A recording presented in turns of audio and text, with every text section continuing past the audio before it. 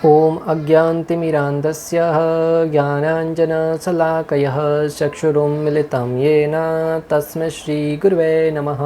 हरे कृष्णा। आज गीता श्रृंखला के सत्र क्रमांक 344 में आप सभी भक्तों का हार्दिक स्वागत है। आज हम श्रीमद् भगवद गीता के 10वें अध्याय के जो कि है श्री भगवान का ऐश्वर्य श्लोक क्रमांक 16 का अध्ययन करेंगे। आइए, श्लोक इस प्रकार है। वक्तुम अहर्ष्य अशेषेण दिव्या ह्यत् आत्मविभूत्यः याभिर्विभूतिर्लोकान् इमात्व्यं व्याप्त तिष्ठसि। अर्थात कृपा करके विस्तार पूर्वक मुझे अपने उन देवी ऐश्वर्यों को बताएं जिनके द्वारा आप इन समस्त लोकों में व्याप्त हैं। भक्तों, यहाँ पर अर्जुन भगवान श्री कृष्ण के स्वरूप को यथावत जानने के बारे में विचार कर रहा है कि हालांकि आपके यथावत रूप को जानना कठिन है, इसलिए मैं आपकी विभूतियों को जानने के लिए जिज्ञासु हूँ। अर्जुन समझ गया कि भगवान श्री कृष्ण का जो यथारूप है उसको एकमात्र भगवान श्री कृष्ण ही अपनी अंतरंगा शक्ति के द्वारा जानते हैं। अन्य बड़े बड़े देवता गण भी भगवान के विषय में ठीक से नहीं जानते, क्योंकि उनकी देवताओं की उत्पत्ति के भी कारण है वो भगवान है, और भगवान के बारे में जानने के लिए हम भगवान से ही सुनना होगा। फिर भी भगवान के बारे में पूर्ण रूप से जानकारी अर्जित नहीं कर सकते। इसलिए अर्जुन यहाँ पर कह रहा है कि मुझे आपकी विभूतियों के बारे में बताइए, जिनके बारे में सुनकर समझकर मैं आपकी महानता के बारे में और अधिक ज्ञान अर्जित कर सकूं और आपके विषय में मेरी और दृढ़ श्रद्धा हो सके। दिव्य अर्थात अपनी उत्कृष्ट और असाधारण विभूतियों को पूर्ण रूपेण मुझे बताइए, जिसके द्वारा आप इस जगत का नियमन करते हुए विराजमान होते हैं। दिव्य का अर्थ है अपनी उत्कृष्ट और असाधारण विभूतियां के पूर्ण रूपेण मुझे बताइए, जिसके द्वारा इस जगत का नियमन करते हुए आप विराजमान होते हैं। अर्थात जिन विभूतियों के द्वारा आप इस जगत में विद्यमान रहते हैं, इस सृष्टि का चलायमान करते हैं, इस सृष्टि का पालन पोषण करते हैं, इस सृष्टि की जो संरचना है उसको ठीक ठीक संभाल कर रखते हैं। जैसे भगवान ने अलग अलग देवताओं को इस जगत का संचालन करने के लिए रखा हुआ है। उनमें सर्वश्रेष्ठ है इंद्रदेव। तो भगवान कहते हैं कि समस्त देवताओं में मैं इंद्र हूँ। तो इंद्र के रूप में भगवान इस सृष्टि में विद्यमान रहकर इसका संचालन करते हैं। अर्थात भगवान की शक्तियाँ हैं वो इंद्रदेव में हैं। जब हम किसी सर्वश्रेष्ठ व्यक्ति को देखें तो उसमें भगवान की विभूति के रूप में देखें, भगवान की शक्तियों के रूप में देखें। अगर कोई व्यक्ति भीड़ से अलग होकर उस भीड़ का संचालन कर रहा है, नेतृत्व कर रहा है, करने की शक्ति है, उसमें सामर्थ्य देख रहे हैं, तो भगवान की शक्ति है। जब हम उस रूप में भगवान को देख पाएंगे तब सर्वशक्तिमता की भगवान की सर्वशक्तिमता है, सब जगह भगवान को देखने का प्रारूप है, वो हमारे सामने दृष्टिगोचर होगा। और उस अवस्था में हम प्रत्येक स्थान पर भगवान को ही देख पाएंगे और भगवान की महानता को देखकर हम भगवान के शरणागति स्वीकार करेंगे। अर्जुन को भगवान से विशेष प्रेम होने के कारण वह भगवान की विभूतियों को और विस्तार से सुनने के लिए उत्सुक हैं। आचार्यगण समझाते हैं कि अर्जुन को भगवान से विशेष प्रेम था, अतः वो भगवान की विभूतियों के विषय में और विस्तार से सुनने के लिए उत्सुक है, जिज्ञासु है। अन्यथा हम देखते हैं कि इस जगत में प्रत्येक व्यक्ति अपने बारे में ही बखान कर कहना चाहता है, अन्यों के बारे में कोई सुनना इतना पसंद नहीं करता है। अक्सर दो व्यक्ति मिलते हैं, एक व्यक्ति अपने बारे में बखान कर कहता है मैं वहाँ गया था, वहाँ पे घूमने गया था, वहाँ पे ऐसा स्थान है, अपने चित्र बताता है मोबाइल में। दूसरा व्यक्ति इतनी उत्सुकता से नहीं देखता है, उसको तुरंत इच्छा होती है कि मैं अपने बारे में बताऊँ। वो अपने बारे में बताने का प्रयास करता है, वो सामने वाला वो बताना चाहता है, ये अपने बारे में बताना चाहता है। कोई भी व्यक्ति शांति से सामने वाले की बात को नहीं सुनना चाहता। क्यों? क्योंकि उसको विशेष प्रेम नहीं है, वो उसकी विभूतियों को नहीं सुनना चाहता, उसकी महिमाओं को नहीं सुनना चाहता। उसका कारण एक तो जो वो सामने वाला गुण बता रहा वो उसके अंदर वास्तव में है ही नहीं, और दूसरा वो भी भगवान का अंश है, ये भी भगवान का अंश है, इस नाते वो उससे महान नहीं है। परंतु यहाँ पे जब भगवान श्री कृष्ण से अर्जुन पूछ रहा है, अर्थात अर्जुन श्री कृष्ण से प्रेम करता है और अर्जुन जो गुण जानना चाहता है वो श्री कृष्ण में वास्तव में गुण है, और भगवान से प्रेम करने के कारण भगवान की विभूतियों को अर्जुन शांति से इतनी देर से सुनता आ रहा है और अभी और सुनना चाहता है। जिस प्रकार परीक्षित महाराज जब सुखदेव गोस्वामी से श्रीमद् भागवतम का रसपान कर रहे थे, श्रवण कर रहे थे, 7 दिन 7 रात तक बिना कुछ खाए बिना कुछ पिए सुनते जा रहे थे। और ऐसा नहीं कि थक गए थे, सोते सोते सुन रहे थे, पाँव फैला के सुन रहे थे, एक हाथ ऊपर करके सुन रहे थे, नहीं। बीच बीच में बार बार वॉशरूम के लिए जा रहे थे, पानी पीने के लिए जा रहे थे, नहीं।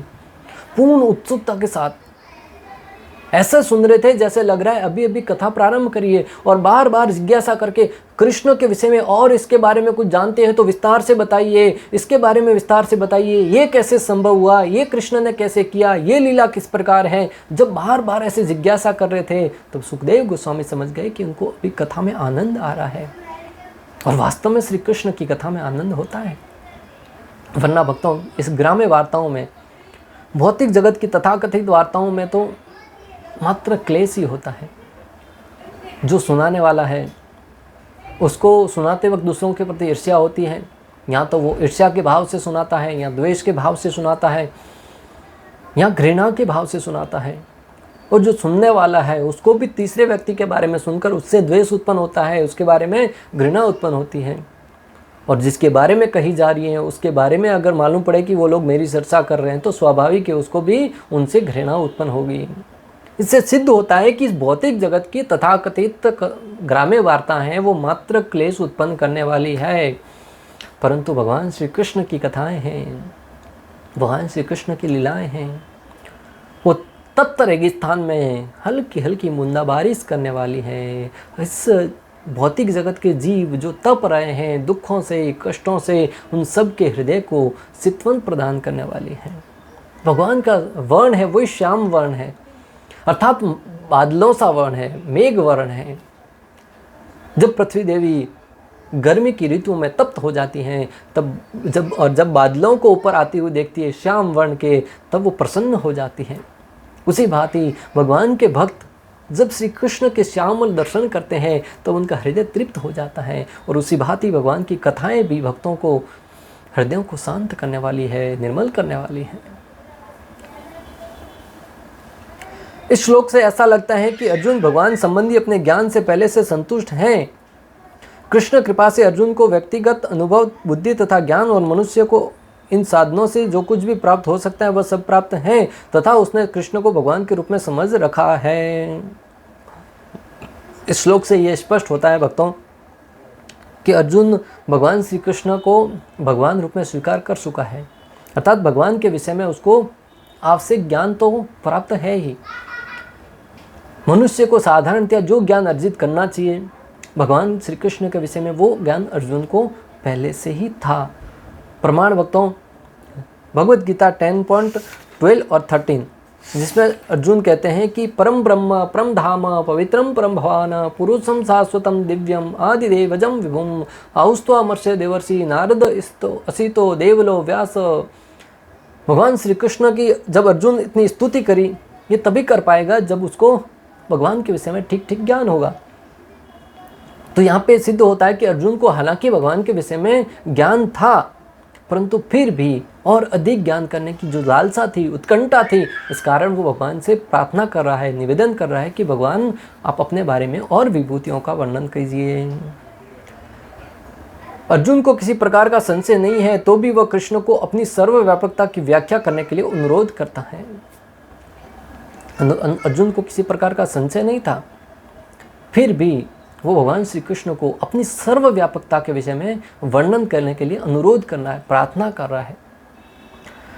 सामान्य जन तथा विशेष रूप से निर्विशेषवादी भगवान की सर्वव्यापकता के विषय में अधिक विचारशील रहते हैं। अतः अर्जुन श्री कृष्ण से पूछता है कि वे अपनी विभिन्न शक्तियों के द्वारा किस प्रकार सर्वव्यापी रूप में विद्यमान रहते हैं। सामान्य जन तथा विशेष रूप से निर्विशेषवादी हैं, वो भगवान को अलग अलग शक्तियों के रूप में देखते हैं, अपनी बुद्धि से भगवान को समझने का प्रयास करते हैं यहाँ से। तो अर्जुन उनकी ऊपर कृपा करने की दृष्टि से उनके लिए यहाँ पे पूछ रहा है कि आप किस प्रकार प्रत्येक वस्तु में विद्यमान रहते हैं, या आपकी विभूतियाँ क्या क्या हैं, ताकि उनके ऊपर कृपा हो सके। वो भगवान की जो डायरेक्ट भगवान श्री कृष्ण की शरणागति स्वीकार नहीं कर सकते, वो भगवान की विभूतियों के बारे में सुनकर भगवान की शरणागति स्वीकार कर सकें। हमें यह जानना चाहिए कि अर्जुन सामान्य लोगों के हित के लिए यह पूछ रहा है। भक्तों, हमें यह जानना चाहिए कि अर्जुन है वो सामान्य जनों के हित के लिए ही यहाँ पर अर्जुन है वो भगवान से ऐसी जिज्ञासा कर रहे हैं। भगवान भागवतम दूसरे स्कंद के 5वें अध्याय में ब्रह्मा जी भगवान के विराट शरीर का वर्णन करते हुए कहते हैं कि पृथ्वी तल तक सारे अधोलोक उनके पांवों में स्थित हैं, भूवर लोक इत्यादि मध्य लोक उनकी नाभि में स्थित हैं, और इनसे भी उच्चतर लोक जो देवताओं तथा सुसंस्कृत ऋषि मुनियों द्वारा निवासित हैं, वे भगवान के वक्ष स्थल में स्थित हैं। भागवतम के श्रीमद् भागवतम दूसरे स्कंद के 5वें अध्याय में ब्रह्मा जी भगवान की विभूतियों के बारे में विस्तार से वर्णन करते हैं, किस प्रकार अलग अलग लोग भगवान के शरीर के अलग अलग अंगों से उनकी तुलना करते हैं। ये सारी की सारी विभूतियाँ भगवान की हैं।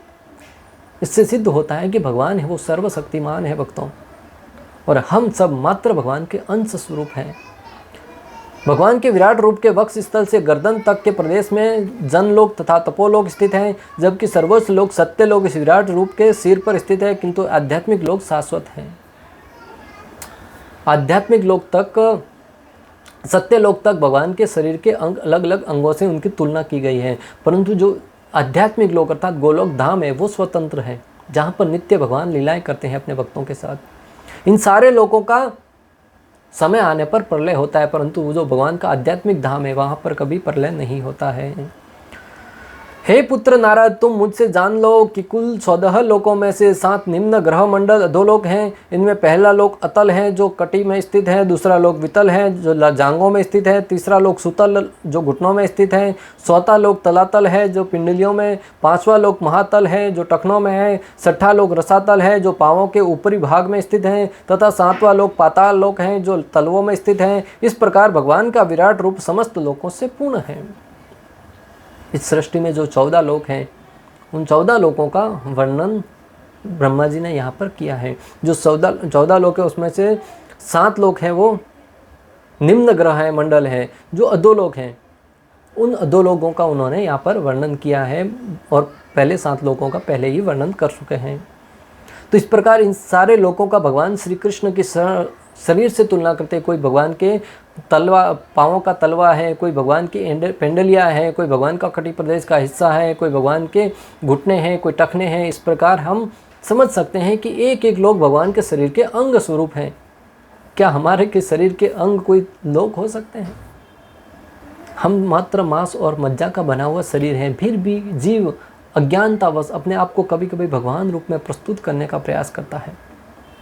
जब कुछ फॉलोवर्स हो जाते हैं, कुछ अनुयायी हो जाते हैं, तथाकथित भोली भाली जनता को बरगला कर व्यक्ति अपने आप को ईश्वर के रूप में प्रदर्शित करने का प्रयास करता है। ये बहुत बड़ा अन्याय है, बहुत बड़ा उन लोगों के ऊपर क्रूरता है जो भगवान के विषय में ज्ञान अर्जित करने के उद्देश्य से उनके पास जाते हैं, परंतु वो उनको भ्रमित कर देते हैं। इस प्रकार हम समझ सकते हैं कि भगवान श्री कृष्ण कितने महान हैं। इस प्रकार हम समझ सकते हैं कि भगवान श्री कृष्ण है वो महान हैं। भागवतम 2.4.13-15 में सुखदेव गोस्वामी भगवान की महिमा का यशोगान करते हुए कहते हैं कि मैं पुनः संपूर्ण जगत रूप तथा अध्यात्म रूप उन भगवान को सादर नमस्कार करता हूँ जो पुण्य आत्मा भक्तों को समस्त संकटों से मुक्ति दिलाने वाले हैं। सुखदेव गोस्वामी कहते हैं कि मैं उन भगवान को प्रणाम करता हूँ, नमन करता हूँ जो अपने ऊपर आश्रित जन भक्तों को इस भौतिक जगत से मुक्ति दिलाने वाले हैं, संकटों से मुक्ति दिलाने वाले हैं, तथा अभक्त असुरों की नास्तिक मनोवृत्ति की वृद्धि को विनष्ट करने वाले हैं, और जो नास्तिक प्रवृत्ति के असुर गण हैं उनको विनष्ट करने वाले हैं, उनको सफाया करने वाले हैं। जो आध्यात्मिकवादी सर्वोपरि आध्यात्मिक पूर्णता में स्थित है उन्हें वे उनके विशिष्ट पद प्रदान करने वाले हैं, और जो आध्यात्मिक अनुशीलन में लगे हुए हैं, आध्यात्मिक मार्ग में लगे हुए हैं, उनको उनके अनुसार पद प्रदान करने वाले हैं। अर्थात जो अधिक अपनी स्वयं साधना करता है, तपस्या करता है या ऐसे अनुष्ठान करता है, वो अगले आने वाले युगों में हो सकता है कोई इंद्रदेव बने, कोई ब्रह्मा जी बने, कोई अलग अलग लोकों का राजा बन सकता है।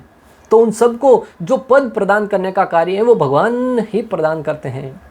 जिस प्रकार इस भौतिक संसार में तो प्राय किसी को अगर प्रधानमंत्री बनना है तो जनता के द्वारा इलेक्शन होता है, वोटिंग होती है, उसके आधार पर बनता है। जनता किस आधार पर वोट करती है? उसके कार्यों की शैली को देख के, उसकी साफ सुथरी छवि को देखकर, उसकी शासन करने की प्रणाली को देखकर। यहाँ कई बार लोग उसके बहकावे में जो झूठे वादे करते हैं, फिर बिजली फ्री, पानी फ्री या वगैरह वगैरह, उस बहकावे में भी आ जाते हैं। परंतु निरंतर ऐसे बहकावे से जनता को मूर्ख नहीं बनाया जा सकता। आपको जनता का विश्वास पात्र हासिल करने के लिए कहीं ना कहीं काम करना होगा। उसी बात ही यहाँ पे जनता निर्णय लेती है, वहाँ पे भगवान आपके कार्यों का निर्देशन करते हुए कौन उस कार्य पद के लिए योग्य है उसको सक्षम पद प्रदान करते हैं। आगे कहते हैं, मैं उन्हें सादर नमस्कार करता हूँ जो यदुवंशियों के संगी है और अभक्तों के लिए सदैव समस्या बने रहते हैं। सुखदेव गोस्वामी कहते हैं कि मैं उन्हें सादर नमस्कार करता हूँ जो यदुवंशियों के संगी हैं, अर्थात यदुवंशियों के संबंधी हैं और अभक्तों के लिए सदैव समस्या बने रहते हैं। अभक्तों के लिए सदैव समस्या बने रहते। कंस अभक्त था, उसके लिए हमेशा समस्या बने रहे। कंस पूरे दिन भगवान का ही चिंतन करता था, इस भाव से कि भगवान को कैसे हानि पहुंचाऊं। एक एक राक्षस को भेजकर भगवान का अहित करने का प्रयास करता था। पूरे दिन उसी चिंता में मग्न रहता था। न तो ठीक से खा पाता था, न ठीक से सो पाता था, न ठीक से रह पाता था। क्यों? भगवान से द्वेष करने के कारण, भगवान को हानि पहुंचाने की इच्छा से ही कार्य कर रहा था। तो भगवान है वो, भगवान ने उसके एक सहयोगी का तो नाश किया ही, साथ ही साथ समय आने पर कंस का भी नाश किया। तो यहाँ पे जो कह रहे हैं कि भगवान जो अधर्मी हैं, जो अभक्तगण हैं, उनका नाश करते हैं, वो सत्य सिद्ध होता है। वे भौतिक तथा आध्यात्मिक दोनों जगतों के परम भोक्ता हैं, फिर भी वे वैकुंठ में स्थित अपने धाम का भोग करते हैं। कोई भी उनके समतुल्य नहीं है, क्योंकि उनका दिव्य ऐश्वर्य अमाप्य है। हालांकि भगवान है वो भौतिक तथा आध्यात्मिक जगत सबके स्वामी हैं, परम भोक्ता हैं, फिर भी वे वैकुंठ में स्थित अपने धाम का भोग करते हैं। फिर भी वे वैकुंठ में रहते हैं। स्वामी सब जगह के, परंतु वैकुंठ में रहते हुए, अपने संगियों के साथ रहते हुए वहाँ पे भोग करते हैं। कोई भी उनके समतुल्य नहीं हो, क्योंकि उनका दिव्य ऐश्वर्य अमाप्य है। उनसे श्रेष्ठ तो होना दूर की बात है, कोई उनके समतुल्य, उनके समानांतर भी नहीं है, क्योंकि उनका दिव्य ऐश्वर्य है वो अमाप्य है, उनका कोई मापन नहीं है। श्री कृष्ण का यशोगान स्मरण दर्शन वंदनम श्रवण तथा पूजन से पाप करने वाले के सारे पाप फल तुरंत धुल जाते हैं। जो श्री कृष्ण का यशोगान करता है, स्मरण करता है, वंदन करता है, कथा सुनता है, उससे जो पाप करने वाला, उसके सारे पाप नष्ट हो जाते हैं। भक्तों, भगवान के नाम की महिमा इतनी है कि अगर आप भगवान के नाम का जप करते हैं तो सारे पाप तो नष्ट होते हैं। अरे पाप को नष्ट करने के लिए नाम जप करने की आवश्यकता नहीं है, पाप को नष्ट करने के लिए नाम का आभास ही काफ़ी है। जिस प्रकार आप चूहे को भगाने के लिए शेर को नहीं बुलाएंगे, या बिल्ली को भगाने के लिए शेर को नहीं पालेंगे। बिल्ली को भगाने के लिए तो शेर का नाम का ही आभास काफ़ी है कि शेर आया तो बिल्ली भाग जाएगी। यहाँ आप कुछ आवाज़ देंगे तो भी बिल्ली तो भाग जाएगी। उसी बात ही भगवान का नाम का आश्रय मात्र पाप भगाने के लिए अगर हम नाम का आश्रय लेते हैं तो ये नाम की महिमा को कम करके आंकने जैसा है। जिस प्रकार बिल्ली को भगाने के लिए कुत्ता काफ़ी है, शेर को बुलाने की आवश्यकता नहीं है, उसी प्रकार पापों को नष्ट करने के लिए भगवान के नाम का आभास ही काफ़ी है। जब हम भक्ति करते हैं, भगवान श्री कृष्ण के नाम का जप करते हैं, हरे कृष्णा कृष्ण कृष्ण हरे हरे, हरे राम राम राम हरे हरे, तब स्वतः ही पाप है वो स्वतः ही नाश हो जाते हैं। साथ ही साथ हमारे हृदय को शुद्धिकरण होता है और भक्ति का वर्धन होता है। ये जो हरि का नाम जप करने से जो पाप कार्य या साधारण कार्य वो स्वतः ही संपन्न हो जाते हैं, उसके लिए अलग से प्रयास करने की आवश्यकता नहीं है। जैसा कि पहले भगवान श्री कृष्ण कह चुके हैं कि जो कोई मेरे नाम का आश्रय लेता है, मेरी भक्ति में लगता है, मैं उसके हृदय में निवास करके उसके हृदय के अज्ञान रूपी अंधकार का नाश कर देता हूँ। और उसको जब दीपक रूपी प्रकाश को उजाला करता हूँ तो उसके हृदय में ज्ञान प्राप्त होता है और उस ज्ञान के आधार पर वो मेरी भक्ति में लग पाता है और उस भक्ति को प्राप्त करके वो मेरे धाम को प्राप्त करता है। जब किसी के पाप कार्य नष्ट होंगे तभी तो वो भगवान की भक्ति में लग पाएगा और जभी तो वो भगवत धाम को जा पाएगा। इस प्रकार हम समझ सकते हैं कि श्लोक क्रमांक 16 में अर्जुन है वो भगवान की और विभूतियों के बारे में विस्तार से ज्ञान अर्जित करने के लिए जिज्ञासावश भगवान से पूछ रहा है कि आप अपनी विभूतियों के बारे में और विस्तार से बताइए, ताकि मैं आपकी उन विभूतियों को सुनकर, और विशेष रूप से जन सामान्य के लिए आप और हमारे लिए अर्जुन पूछ रहा है। अर्जुन को तो पहले से सब पता है, अगर पता नहीं होता तो 12वें और 13वें श्लोक में क्यों कहता कि आप सबसे महान हैं। भगवान को सर्वशक्तिमता के रूप में भगवान को स्वीकार कर चुके हैं, परंतु सामान्य जन के लिए, आप और हमारे लिए लोग कहेंगे कि अर्जुन तो भगवान का भक्त था, भगवान का मित्र था, इसलिए उनको परम ईश्वर के रूप में स्वीकार कर लिया, परंतु हम कैसे माने। इसलिए अर्जुन है वो भगवान की विभूतियों के बारे में प्रश्न कर रहा है। जब भगवान अपनी विभूतियों के बारे में बताएंगे, अपना विराट रूप के बारे में बताएंगे, तब लोगों की स्वाभाविक की श्रद्धा है वो भगवान में बनेगी।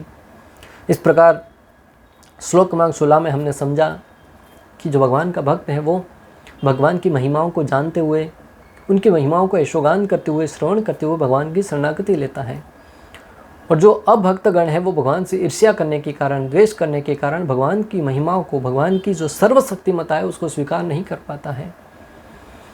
अतः हमें समझना होगा कि अगर हमारे अंदर भगवान की शरणागति स्वीकार करने का भाव आ रहा है तो कहीं ना कहीं हम सही रास्ते पर हैं।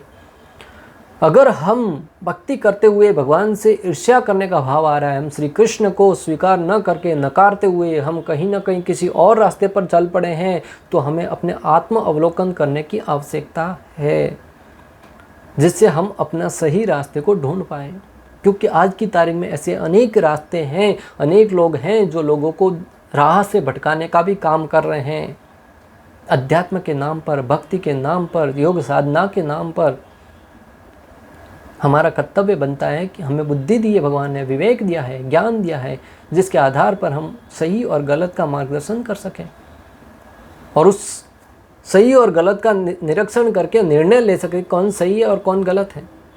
और बहुत ही सरल मापदंड है, जो ज्ञान आपको श्री कृष्ण के प्रति शरणागति स्वीकार करने के लिए प्रेरित करता है वह ज्ञान प्रमाणिक है, और जो ज्ञान आपको श्री कृष्ण की शरणागति स्वीकार करने के लिए बाधा बनता है वो ज्ञान आपके लिए कोई कल्पना मात्र है। जैसे बलि महाराज ने शुक्राचार्य को ठुकरा दिया क्योंकि वो वामन देव जी को शरणागत होने से रोक रहे थे, जिस प्रकार भरत महाराज ने केकई को ठुकरा दिया क्योंकि वो प्रभु श्री रामचंद्र की सेवा में बाधा बन रही थी, जिस प्रकार ब्राह्मण पत्नियों ने अपने पतियों का त्याग कर दिया क्योंकि वो श्री कृष्ण की सेवा में बाधा बन रही थी, जिस प्रकार प्रहलाद महाराज ने अपने पिता को ठुकरा दिया क्योंकि वो भगवान श्री नरसिंह भगवान की शरणागति स्वीकार करने में बाधा बन रहे थे, जिस प्रकार ध्रुव महाराज ने अपनी सौतेली माता की सत्ता को स्वीकार नहीं करके भगवान की शरणागति स्वीकार करी क्योंकि वो भगवान श्री कृष्ण को प्राप्त करने में बाधा बन रही थी। इस प्रकार हम समझ सकते हैं कि किस प्रकार जो भगवान श्री कृष्ण को शरणागति होता है वो निश्चित रूप से सही मार्ग पर है। श्लोक क्रमांक 16 का भक्ति वेदांत तात्पर्य पूर्ण हुआ। अंत तक हमारे साथ बने रहने के लिए आप सभी को हृदयपूर्वक, प्रेम पूर्वक बहुत बहुत धन्यवाद। श्रील प्रभुपाद की जय, श्री राधा गोपीनाथ भगवान की जय, श्रीमद् भगवद गीता की जय। हरे कृष्णा कृष्ण कृष्ण हरे हरे, हरे राम राम राम।